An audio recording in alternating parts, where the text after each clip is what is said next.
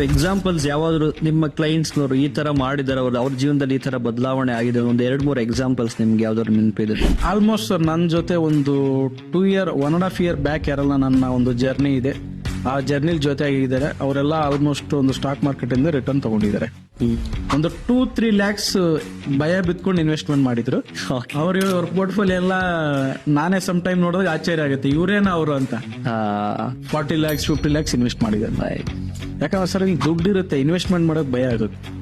ನಾಳೆ ಏನಾಗುತ್ತೆ, ನಾಳೆ ಸ್ವಲ್ಪ ಮಾರ್ಕೆಟ್ ಕ್ರಾಶ್ ಆದ್ರೆ ಭಯ ಆಗುತ್ತೆ, ಸ್ವಲ್ಪ ಡೌನ್ ಬಂದ್ರೆ ಭಯ ಆಗುತ್ತೆ, ಯಾರನ್ನೋ ಕೇಳೋದು, ಅದು ಅಡ್ವೈಸರ್ ಇರಲ್ಲ ಯಾರು. ಹಾಗಾಗಿ ಆ ತರ ಜರ್ನಿ ಇರುತ್ತೆ. ತುಂಬಾ ಜನ ದುಡ್ಡಿದ್ರು ಕೂಡ ಇನ್ವೆಸ್ಟ್ಮೆಂಟ್ ಮಾಡಿರಲ್ಲ.